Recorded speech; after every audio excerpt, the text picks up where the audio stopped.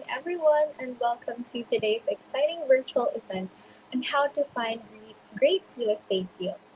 Hosted only here on StreamYard, we're also live on Facebook and YouTube.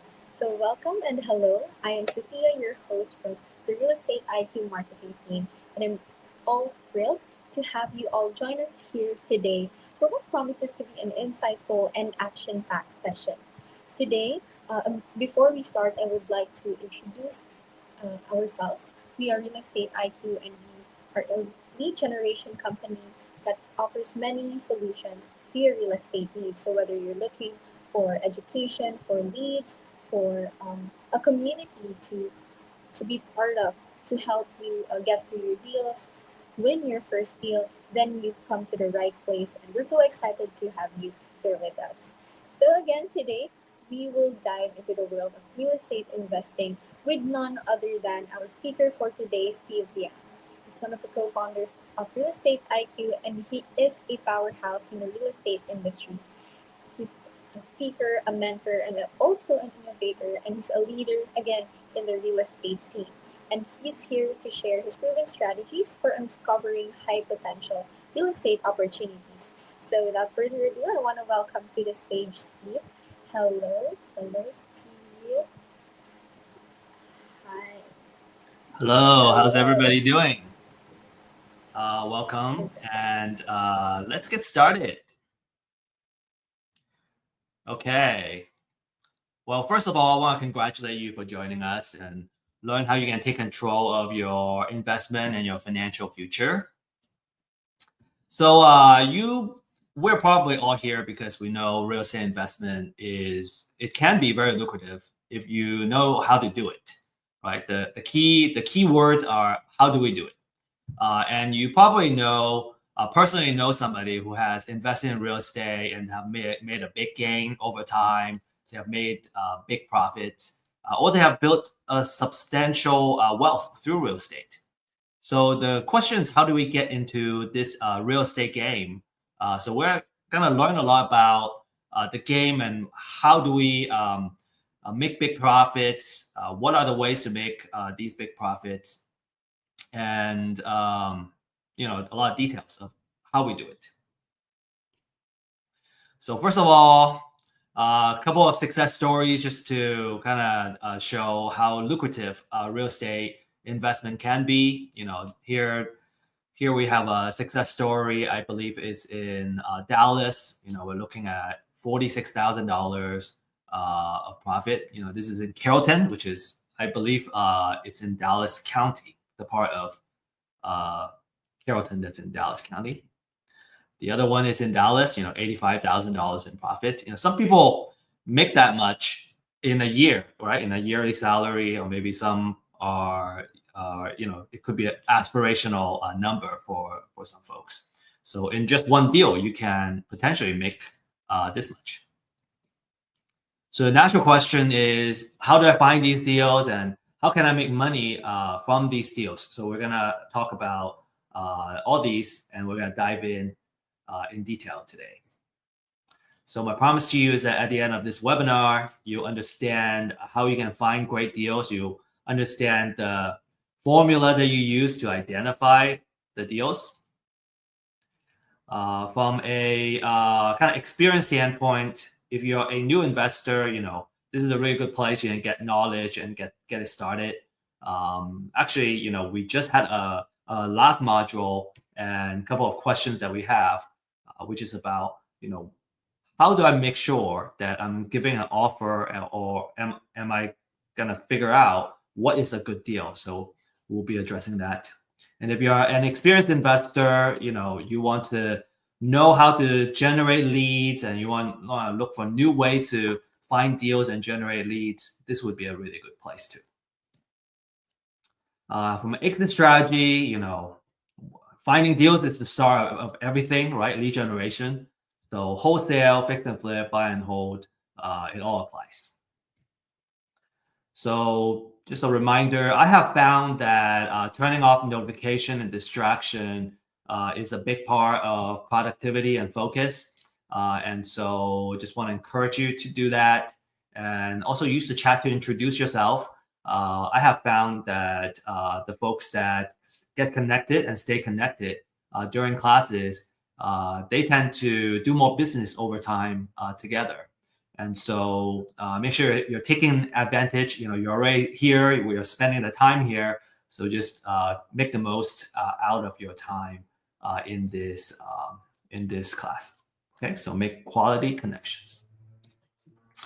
So disclaimer, we show this in all our webinars, is that, this is for educational purposes only, right? Make sure you always do your due diligence before making any investment decisions. We don't offer any advice in investment, financial, or legal. All right, a little bit of background. I'm an executive partner of Real Estate IQ, and over the years, I think just through doing and building the business, I would say my strength is probably more in the marketing side and the data side. My background is in science and engineering, and I was always interested in real estate. And I have family who have, I guess, thrived back in the days in real estate. So I always thought, okay, how do I get into real estate? Because if you're doing the right thing in real estate, you can generate a lot of cash flow, and it could be a really good way of making a good living and also making a difference in your community. The problem I found was that in real estate, it's hard to find knowledge. Just in real estate in general, I remember buying my first property as a homestead. I learned a lot from the real estate agent that I was working with. But it's very hard to find that information online or elsewhere. Even to today, it's still difficult, and it's harder for real estate investments. Right? It's a kind of niche place. You got to know where to look for it. And you're in the right place because you found it. I also found that for data and technology, it's hard to do that, find that for real estate investments. It's been getting a little bit better, but I think there's still a way to go. And also, it's hard to find mentors and fellow entrepreneurs to connect with, especially during the COVID time. We were kind of segregated socially, and it was just difficult to connect with people. So that's why we established Real Estate IQ to bring the knowledge, right? Webinars, classes. We also have paid workshops that you can take advantage of, and where we do deep dive in certain topics like fix and flip or buy and hold type of strategies. Real Estate IQ, our core product, is the deal finding data, so you can use it for your lead generation purposes. And finally, we are here to establish a community, right, to really kind of offer the support, because sometimes you got the knowledge, you got the tools and the data, but there are places where we just we get stuck. Sometimes it's a very, very small thing, but if we don't know how to do it, we just don't know. And so having that mentor and coaches that we can easily connect with and ask for help, I find that tremendously valuable. I have certainly benefited from that myself. Sometimes it's just like, okay, how do I fill out this section of a contract? If you've never done it before, you just don't know. And having somebody that walk you through it is just so valuable. Very, very appreciative of all the help I have personally got. And so we also want to offer that to you. All right, so that's kind of the background of real estate investments, and what we're looking at, what we're offering. And so now let's dive into the real estate deals, right? What are great real estate deals? Okay, so we have like two main agenda today. One is the business model, and a business model basically is how do you make money, right? How can you basically build a business, and how does this business make money through real estate? And I think when we can certainly look at a real estate deal and go, oh yeah, I'm making a profit off of one deal. But my question back to you would be, is that repeatable, right? If it's a business model, it is by definition, it's repeatable. and it can consistently make money and generate sales and revenue for your business. The second one is we're gonna talk about the different sources of where we can find the deals, and I will also give you kind of a little bit of insider tips of where the deals are. All right. So in terms of business model, the three main strategies are buy and hold, which means you buy the property, you hold it as a rental, and you become a landlord basically. And the tenant's gonna be paying you rent on a monthly basis. And this business requires the most amount of capital because you need to put down the cash in order to hold the property. Now there are ways to kind of build up that equity very quickly, called the Burr method. And we may or may not touch that today. But in general, when you're buying or holding a property, you need the most capital because of the down payment that you got to put down. The second strategy is called fix and flip. You buy it, you fix it up. Now you added value to the property, what we called forced appreciation. So we buy it at this price, we fix it up, we force it to appreciate at this value, and now we can sell it to a retail buyer, and we can make a profit in that difference. And then the third strategy is a wholesale. It's called wholesaling, which means you find this property and then you can sell it to another investor. And typically the investor would either be looking for a property for buy and hold or fix and flip. So your buyer, in this case, you're buying as a wholesaler, you're buying it from the motivated seller, and then you immediately sell it to a what we call an investor buyer or professional buyer, because they are kind of constantly looking for houses where it makes sense for their buy and hold or fix and flip business model. It's very important to talk about this here, is that when you're in the buy and hold business, you are in the landlord business. So you may, let's say you want to do the property management yourself, you would kind of gear towards your business system on looking at tenants, right? Dealing with the tenants, communicating with the tenant, leasing the property, and so on and so forth. You'll be focusing a lot on that. With fix and flip, you would be kind of in the construction business, right? You're buying the property, you're gonna fix it up, right? You're gonna do a lot of things on that property itself to force the appreciation. So let's say you do quite a few of these flips at the same time, you're basically running a construction business. And then finally, in wholesale, well, you are going to be interacting with a lot of motivated sellers. And on the other side, you're going to be interacting with a lot of professional or investor buyers. Well, you're kind of in that marketing and sales business. Okay, so those are kind of the focus that you're going to be in as you kind of decide what business model it is. And some people use a hybrid business model where they focus on two or all three of these strategies in part of their business. And so just want to kind of break that down for you so you are aware.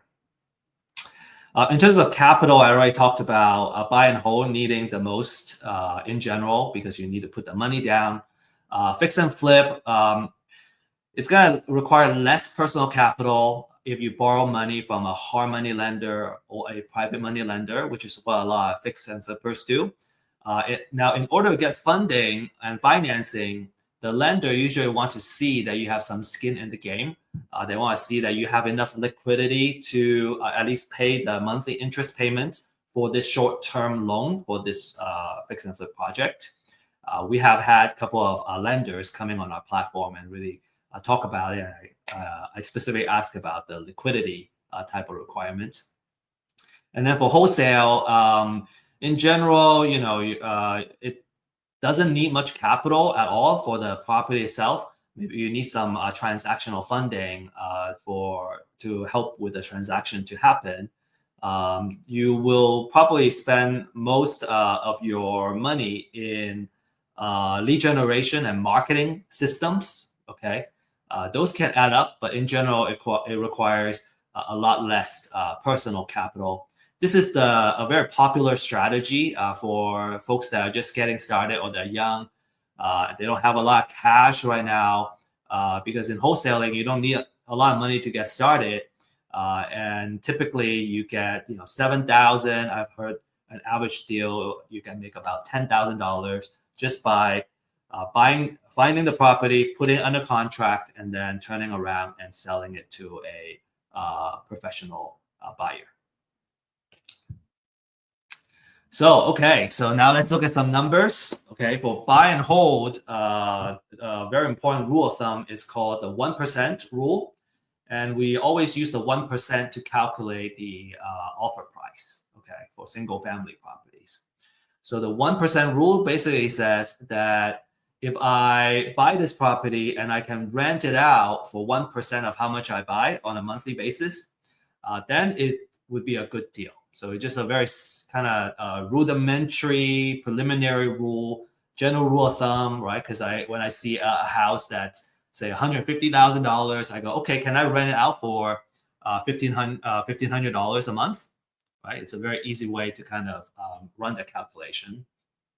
Now, in order to make it fit, right, to come up with that offer price that fits a 1% rule, we just need to do a little bit of kind of that manipulation where let's say I can find out what the market rent is, the market rent is, and let's say in this case, it's $2,500 a month, right? So in a big metro area, $2,500 can be very normal, or maybe even on the lower end. In the more rural area, this rent can be a little more than people are used to paying. So it all depends on your local area. So let's say the rent is $2,500. So I multiply that by 100, right? Because I want that 1%. And so now I come up with a number which is 250,000. And now let's say I need to fix up this house, and it's gonna cost $20,000 to put paint, a new carpet, all that stuff in place.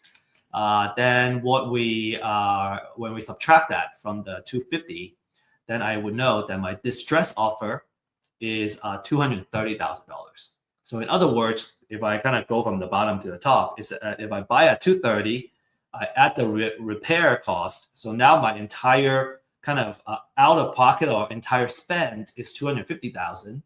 So then if I can rent out for 2,500 a month, then it's a good deal, right? I can cover everything. Now, obviously, if I can buy it at less than 230,000, that's even better. But I want that 1% I want it to meet that 1%, so I'm in a good place. So the next slide, we're going to talk about that 2,500, kind of break it down a little bit to go, okay, this is why we need that 2,500 to be a decent deal. Another thing to kind of to look at here is that I put a wholesale fee here of $0. So for a wholesaler, right? Let's say I'm trying to sell it to a buy and hold investor. Well, I know the investor is gonna offer at most 230. That means if I want to make $10,000 here, then when I buy it directly from the seller, I want to mark it down by another 10,000. So I will offer 220,000 and make my 10K, and then the buy and hold investor will enter at 230 plus the rehab, and then that's how all that math will work out. All right. I think I will have some further examples in there.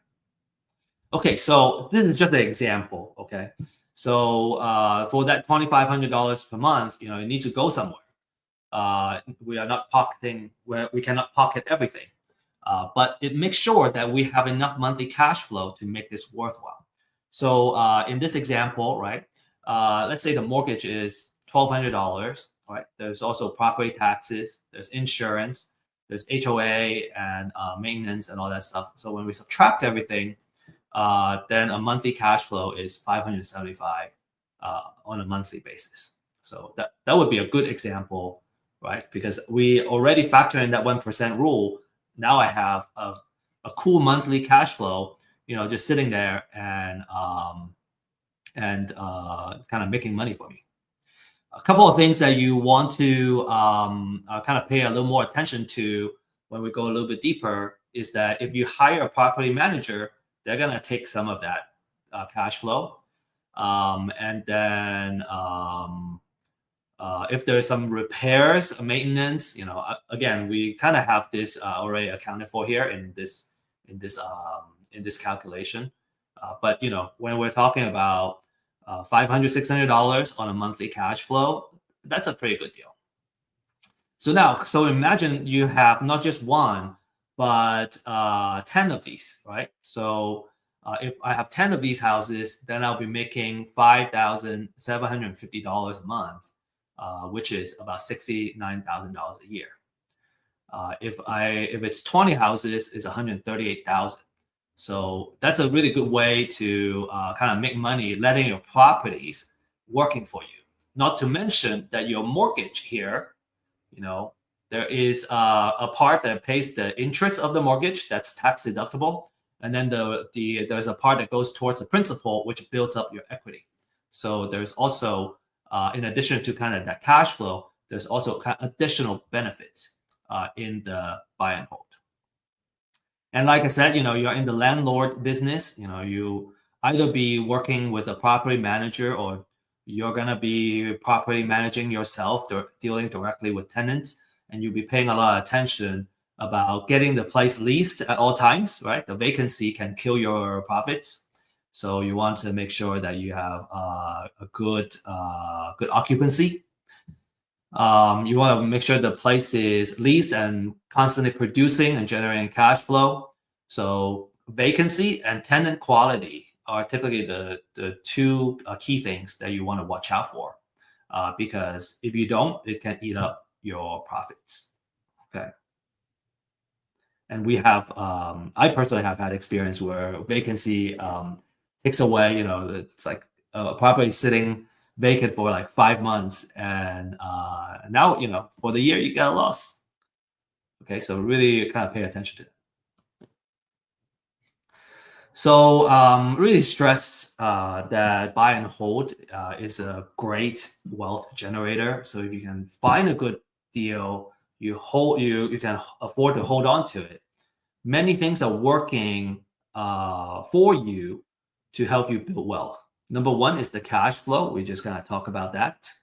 The second one is that you have appreciation, and it can hedge against inflation. You have the natural appreciation, which is the property value naturally goes up. On average, I have heard from a builder that in the United States, since the I forgot, maybe like for the past 70 years or something, don't quote me on that. The entire United States, on average, has been appreciating by 3% per year.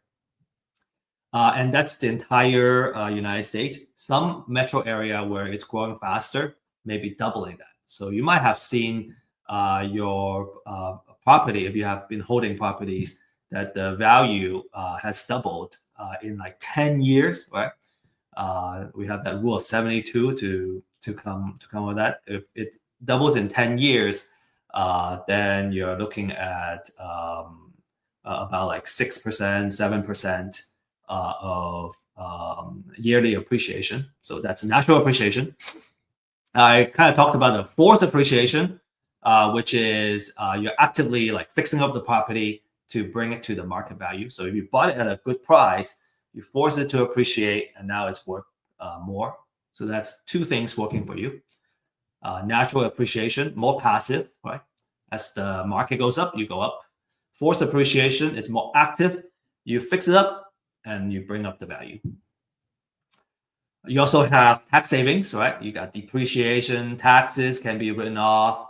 You can also write off operational expenses in the property. And then finally, I kind of talked about that, which is the loan pay down, right? So as you pay more and more towards the principal, your equity gets built up, and then now you own the property, say outright, and And now, every single month you just have free cash flow, basically, that you don't have to pay any more mortgage of if it's already paid off.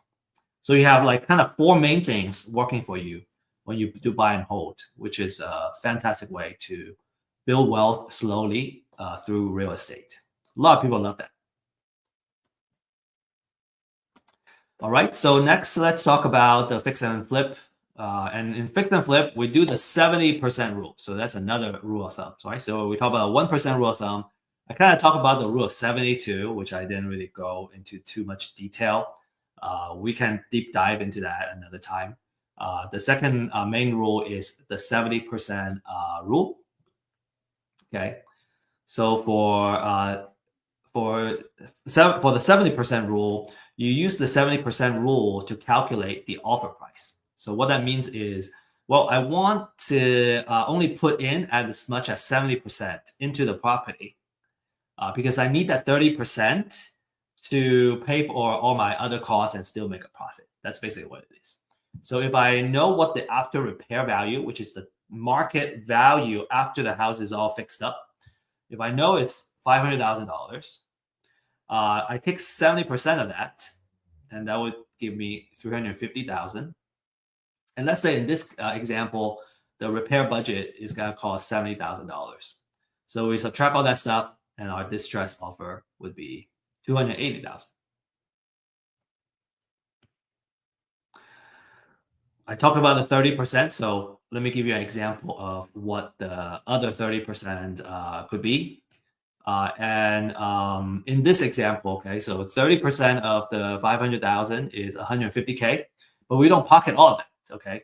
There's also all kinds of costs that goes into the just cost of doing business, and but we'll still be looking at a decent enough profit, okay? So in this case, there's closing cost, there is holding, right? So every day there is insurance. There is utilities, water. There is I guess the interest cost, daily interest cost is part of the financial cost. So all of those kind of adding up will.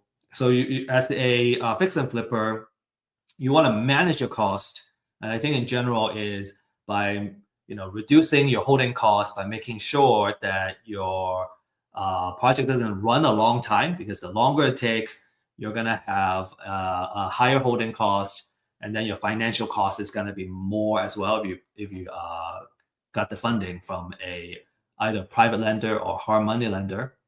But then you still have a very decent sized profit at the end of the day, and that's a short-term gain. It's a fantastic return for just one project. So if you just do one or two projects at this kind of a number on a yearly basis, that's already a pretty good place you want to be. Obviously, if you do one per quarter, now you might be making more than a regular salary. Okay, now remember I said for the fix and flip business, you are in the construction business, which means that a lot of your attention should be in the rehabbing of the property, and you need to make sure the rehab budget or the rehab project stays on time and on budget, right? And you're not compromising too much on quality either. You want to have good quality so you can actually sell it. And so cost overrun and project delays can eat up this profit. Lastly, we have the wholesale business. Wholesale, again, is very popular. It doesn't need a lot of capital to get started. You acquire the distressed property directly from the motivated seller, and then you can sell it to an investor. And now that said, we have clients that also are using our data because they wanted to go directly to the motivated seller instead of buying from a wholesaler. So you just want to be aware that in this case, you're kind of you're saving the wholesale cost to you don't have to pay a wholesaler, but now you're also kind of adding that marketing operations in your business to acquire deals. So you're in the marketing business. If you're a wholesaler, you'll be paying a lot of attention in marketing and acquiring the property. and also disposition, right? Because you gotta know the your client, which is your investor, the investor that's gonna buy your property. And so you're gonna kind of basically you acquire the property from the motivated seller, and then you're gonna match it with the investor that fits in their buy box. This is let's see. A lot of investors start out kind of buying deals from the wholesalers, and then over time, as they gain more experience, they go, well, maybe I can do my own marketing, and I can reduce my cost of acquisition, and they can basically you're acquiring the property directly from the motivated sellers. And it could be a really good strategy if you want to control your deal flow, because now you can manage your pipeline. You can kind of predict how many deals you can get on a regular basis. And you don't have to kind of acquire the deal from somebody else and maybe kind of compete with another investor to buy the deal. You can also kind of pick and choose the best deals to keep for yourself. And then, you can wholesale to, say, another investor. Okay, so just really quickly, kind of the math of as a wholesaler, what you would make. If you recall the example that I had before, the distress offer was 230 if I'm a buy and hold investor. But as a wholesaler, because I want to make that $10,000 fee, I would drop that distress offer a little bit more to kind of make that wholesale fee. And kind of the value that I bring to the market in this case would be finding the deal, putting it under contract, and then the buy and hold investor can still make their profit, so everybody wins.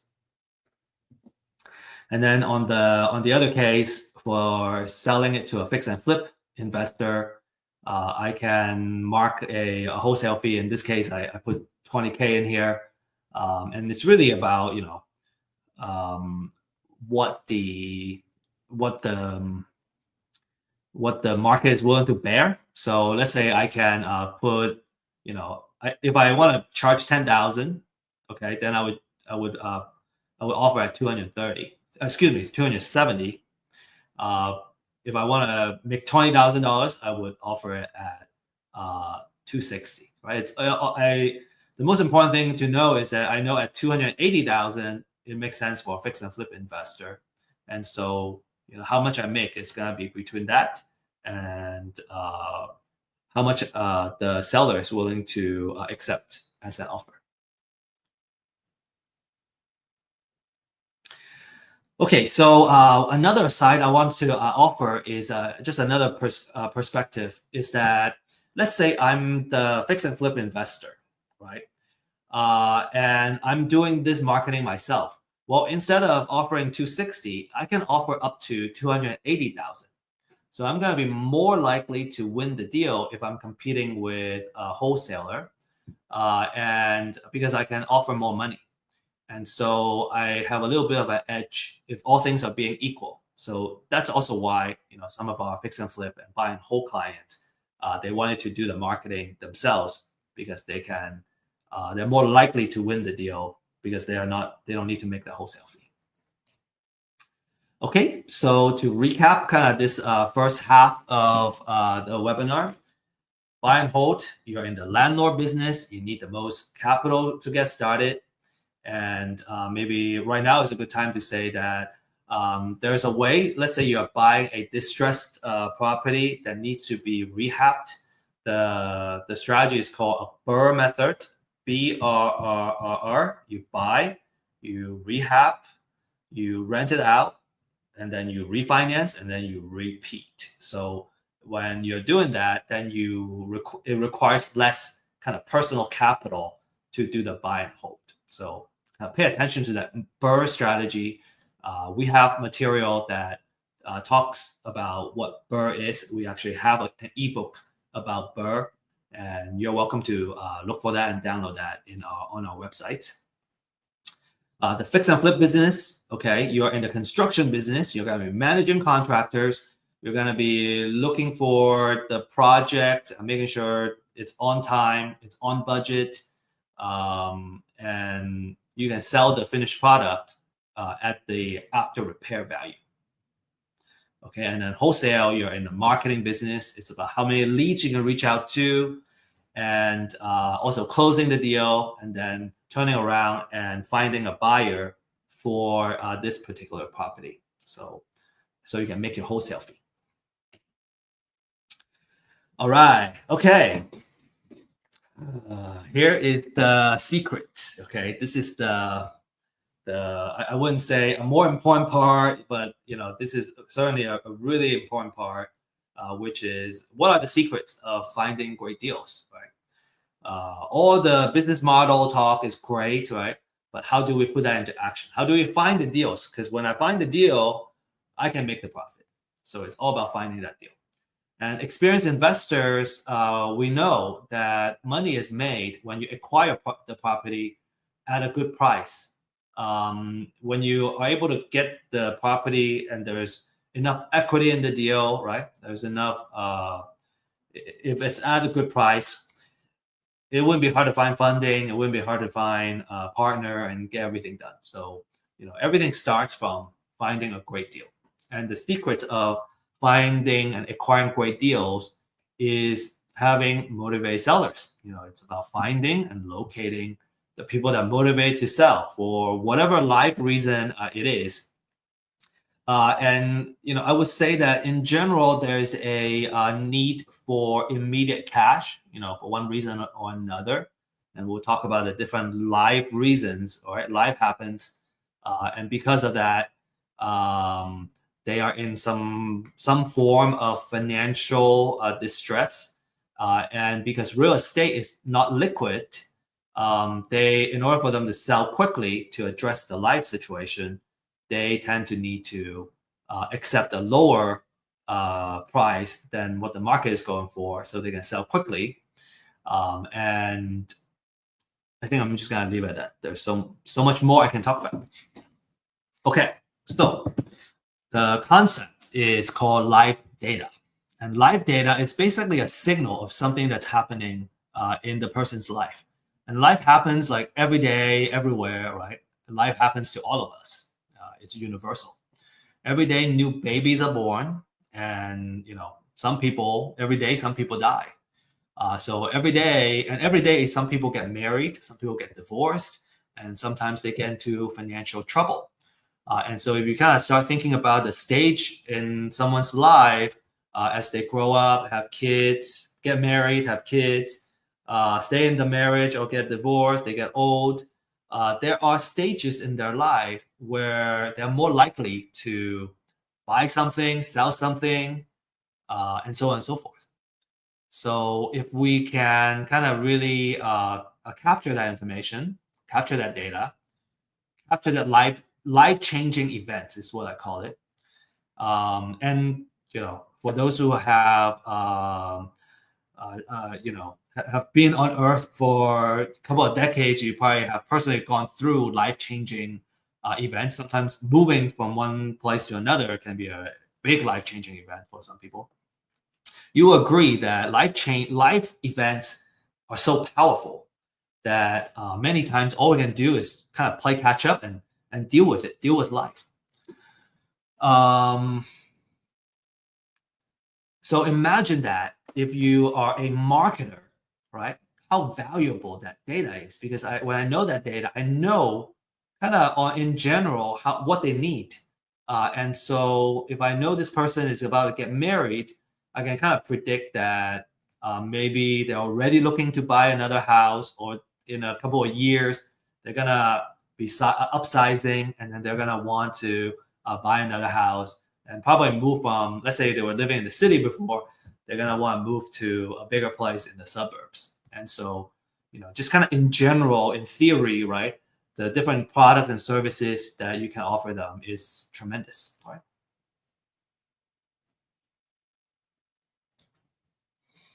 So to find motivated seller, we want to get our hands on some aspects of their live data that tells us that, hey, they want to sell. So first of all, they should be owning real estate, right?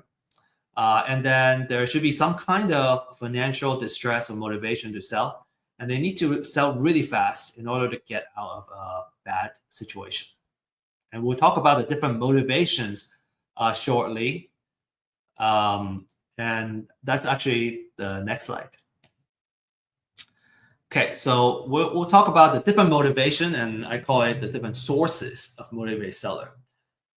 Okay, so the different type of live data that matters in real estate and for real estate investors.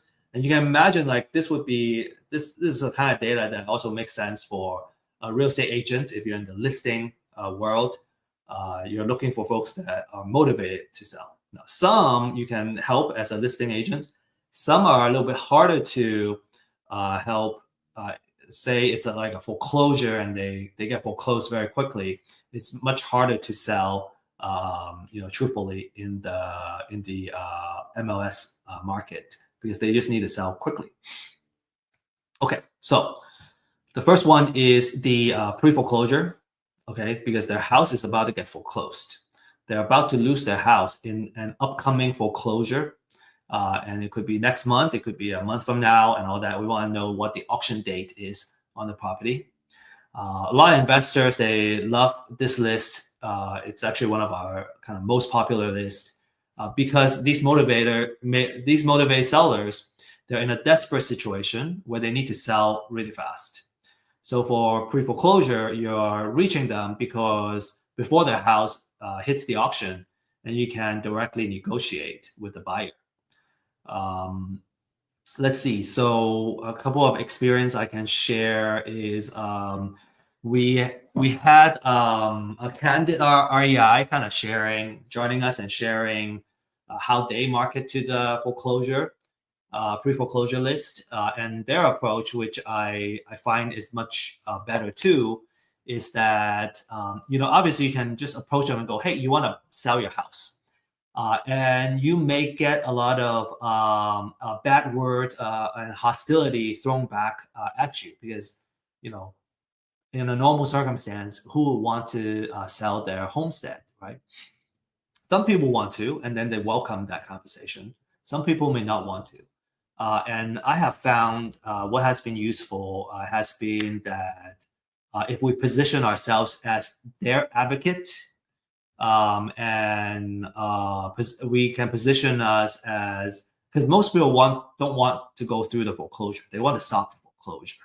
And so a really good approach that I found useful is to create the mindset, right? First of all, having the mindset and also having marketing material that helps them stop their foreclosure. And be a resource for them. Kind of go through the different ways that they can potentially stop their foreclosure, build that trust. And maybe there are times where you go through that and they don't need to go through the foreclosure anymore. For example, just last month, we had a tax foreclosure prospect, and I was able to reach out and reach him kind of on a Thursday. No, it was a Friday right before the auction. The auction is going to happen the next Tuesday. And they needed to figure something out. Otherwise, the house is going to go into foreclosure. And he says, you may hear this a lot. They go, I'm waiting to hear back from my attorney, or I'm waiting to hear back from the court or something. Well, on that Friday, you only have one more business day, which is Monday. And then the next one is that auction Tuesday. So they don't have a lot of time. We were able to connect them with somebody that, with an attorney that ended up helping them pause that foreclosure and kind of solve that problem so they don't have to sell the house. And we didn't gain anything from that lead. But the good thing is we were able to help them. And when you're in business, you just gotta be willing to kind of pay forward. And if we do enough, if we add enough value to the market, sometimes we win something, sometimes we may not win it right away, but there are times that it will come back. So, and a lot of our kind of experienced investors, we like to kind of embrace that mindset because, I think it just feels good to help folks that are in need to kind of solve their problem.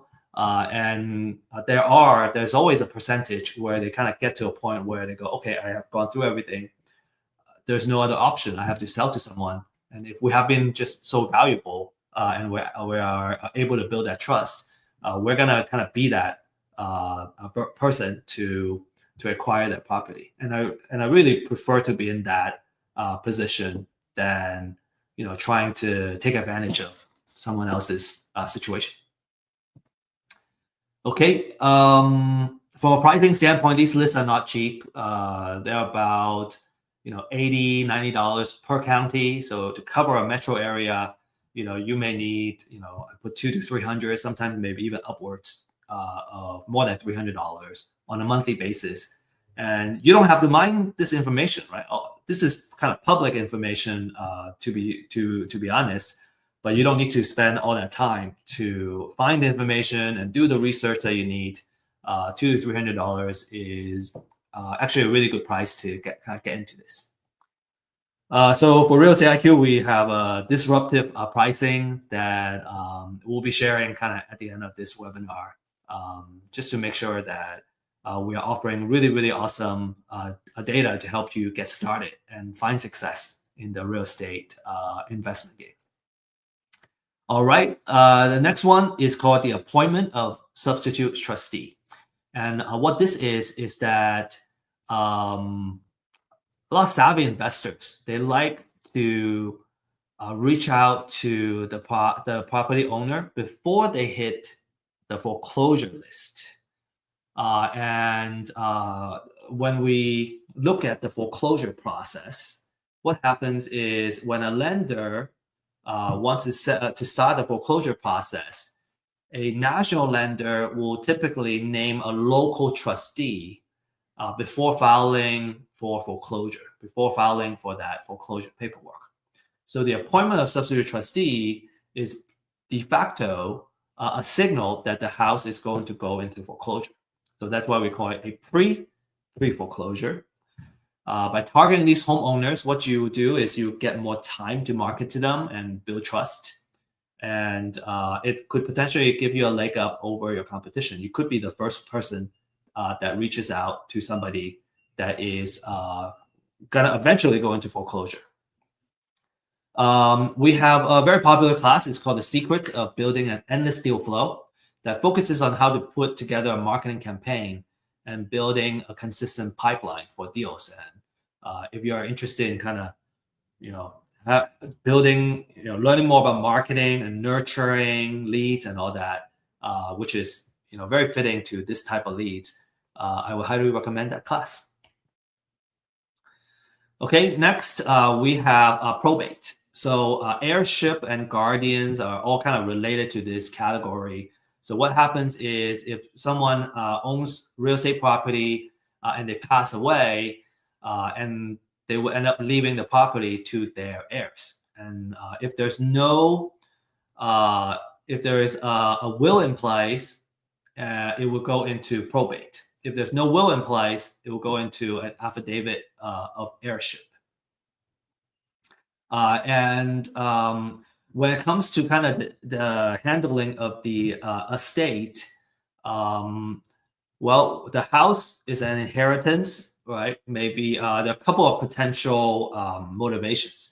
It could be that there's enough equity in the house. They just want to cash out and kind of pay for other things in their life. It could be that the house is sitting there, it's not generating money right now, right? It's vacant. Grass is growing. It's a headache to maintain the property. It could also be where there is a estate tax that needs to get paid. So they will end up needing to liquidate the real estate property in order to pay for all the taxes and expenses that has to do with dealing with the estate.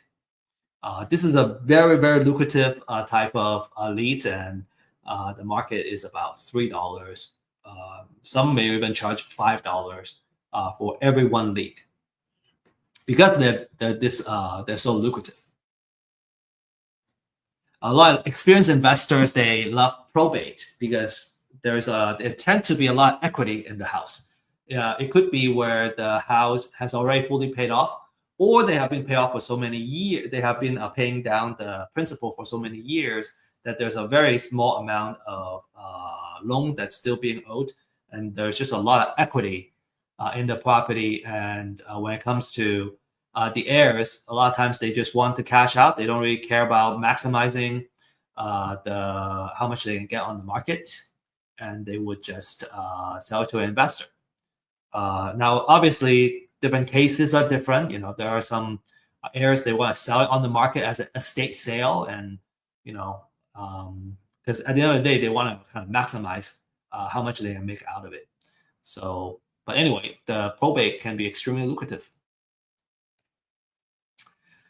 Another very popular one is evictions. So, if a landlord needs to evict a tenant, it usually has already caused a lot of financial a loss for the landlord.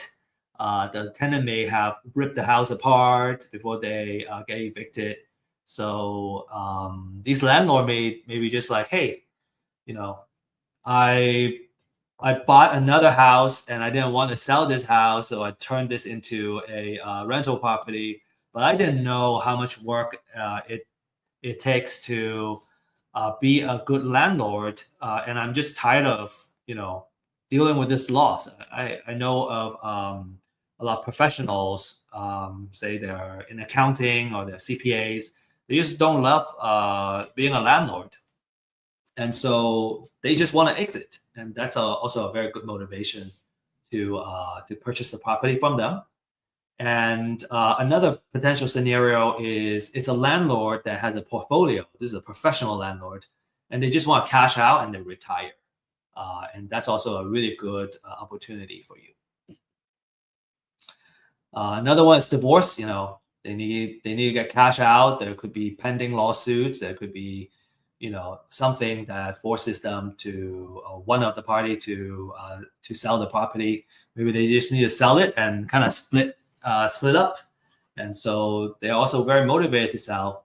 There could be some bitterness and hostile situation where they're not looking for a fair compensation, but maybe there are emotions where they just don't want good things to happen to the other party. Like there are bad divorce situations, and so those could be opportunities for investors too. All right. There are, some additional motivations. They're not as strong, and you don't have like a super desperate seller like the previous ones. Right. Foreclosure is like the most desperate, most motivated type of situation.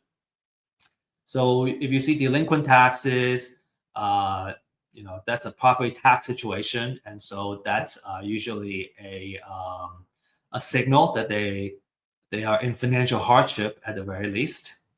And then obviously, if you're in a tax foreclosure side, they're going to foreclosure. They owe property taxes, and now they're going to foreclosure. That's also a very motivating situation.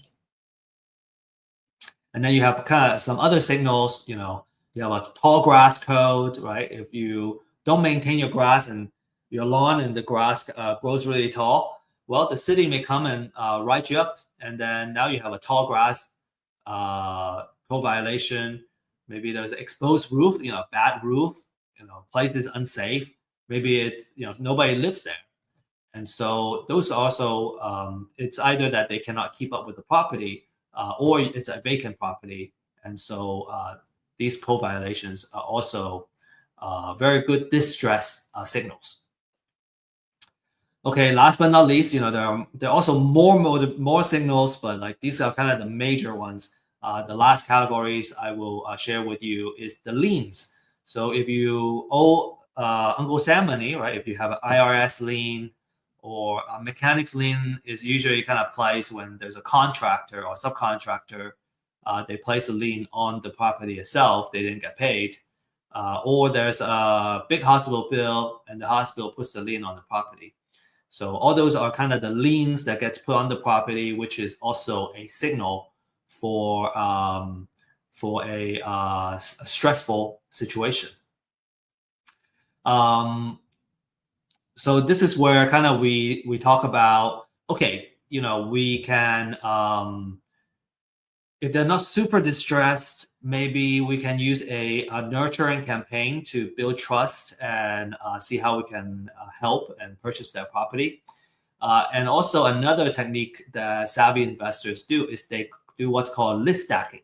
So they got all of these couple of lists, and then they go, okay, which property or owner is on multiple lists? Because if they have multiple situation, distress situation, then they're more likely to want to sell. They have more reasons. And so that's also a really cool technique to make your marketing more effective. Okay, so we have just a few minutes left, and I'm just gonna run down this a little bit faster now. Common question: motivate seller list. Do I buy it myself? Do I buy it, or do I do it myself? Do I mine it? If you know how to get the court papers and files, you can do it yourself, and some investors do that. I think if you want to be smart, you want to outsource it first. I might have talk about this in my other classes. You may want to outsource it first, and then because you want to learn how the sausage gets made and like learn how it works. You may want to, when the time comes and you have some time, you may want to learn how to do it just so you can appreciate what a good list looks like. But in general, the value,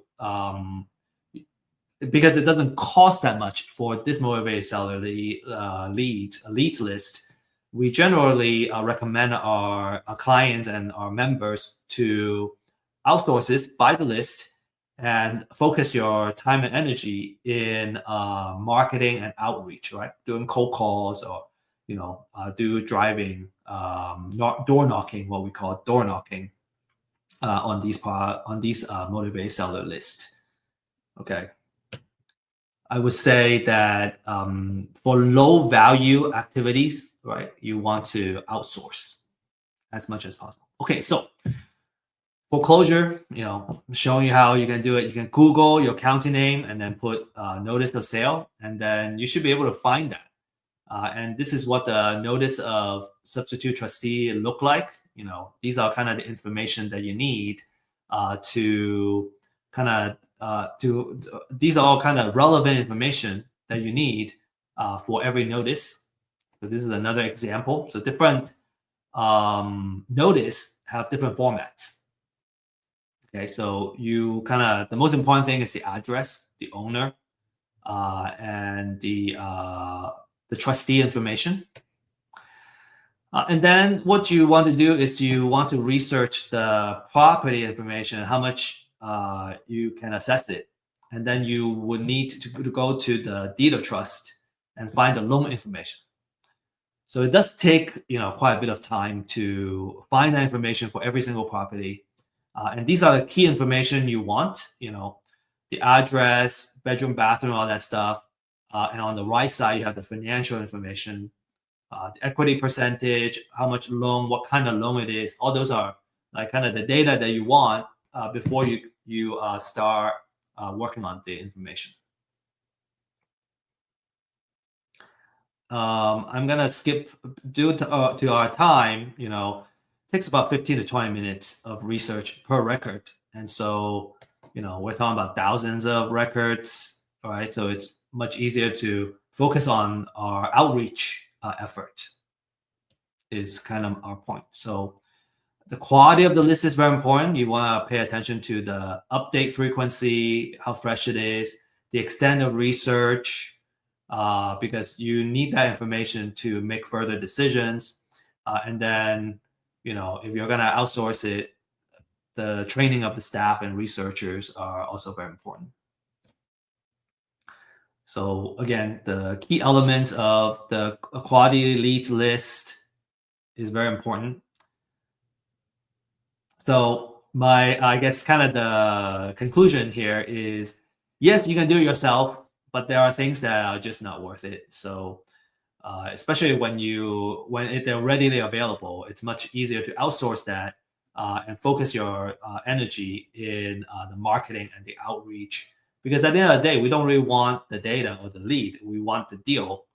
because that's what brings us the money and the cash flow. Okay, so we talked about, to recap, we talked about how you can make money, different business models. We talked about how you can find great deals, and then we also talked about where you can get off-market leads. Okay, so a couple of success stories. I already showed these. Success story number 1, number 2, and number 3. Tens of thousands of dollars. These are outsized profits. I just want to maybe make a small disclaimer that not every deal looks like this. These are like really good looking deals. And some deals are smaller. Some deals, if you're not careful, you may even lose money, right? So because there's a risk in real estate investment or any kind of investment activities. So just make sure that you have the right support and you know what you're doing before you get into real estate investment. But these numbers are certainly very, very motivating for me as an investor. So how do I get started, right? I think a lot of common questions is, I learned all this stuff. Okay, how do I apply it? So number 1 is get a pre-foreclosure list. You can get other lists. I find that pre-foreclosure, people are more likely to get traction quickly. And the more quality information, the better. And for Real Estate IQ, we offer a first-hand data. Okay, so we mine the data ourselves.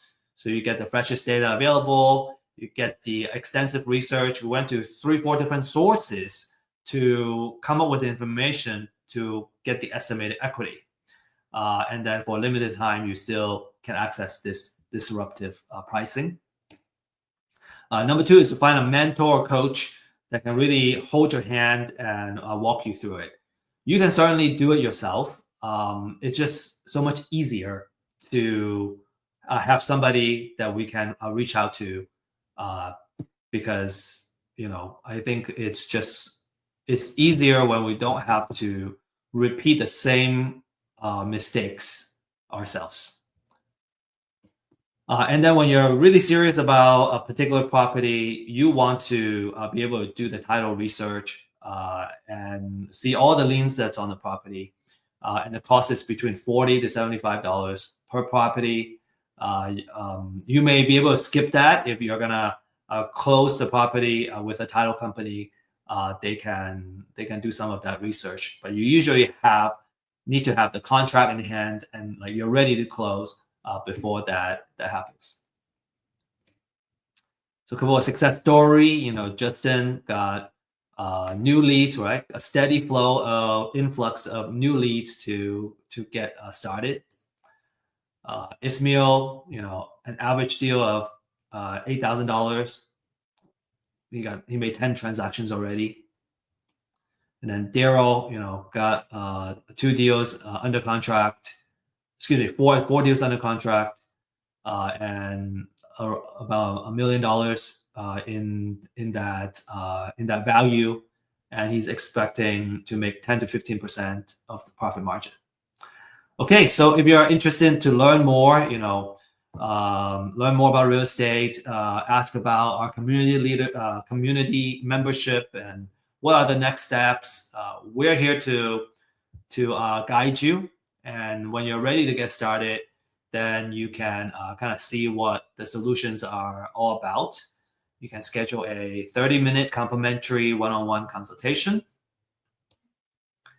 And if you need help closing your deals and whatnot, we have folks that can partner with you and help you with these deals. And so you just need to send an email out to me. Finally, is a couple of additional things you want to learn by doing. And so we have a online meetup that meet on a Friday base, every Friday at 9:30, where we teach about different ways of investing, and especially if you have a deal that you don't know how to do, you have a lead, we can give you the coaching and what the next steps are to keep the deal moving, all the way where you can close and dispose and make profit off of your deal. Very, very last thing, we hope you learn a lot from this class, and if you did, please scan this QR code. Give us some feedback. How can we make this event more? How can we make this webinar more valuable for future attendees? And for filling this out, we'll also give you a special gift. Okay, that's all we have. And I want to say best of luck and happy investing. And I'm ready for questions as well, if we have questions.